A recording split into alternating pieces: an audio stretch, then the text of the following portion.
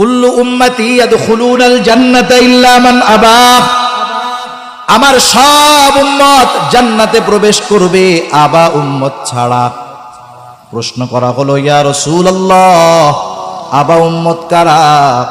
নবীজি বললেন, মান আতাআনি দাখালাল জান্নাহ ওয়া মান আসানি ফাকাদ আবা। নবীজি বললেন, যে আমার আনুগত্য করবে সে জান্নাতে যাবে, আর যে আমার আনুগত্য করবে না সে আবা উম্মত, সে জাহান্নামে যাবে। অনুসরণ, আনুগত্য মানে হলো অনুসরণ করা, নবীজিকে অনুকরণ করা, অনুসরণ করা।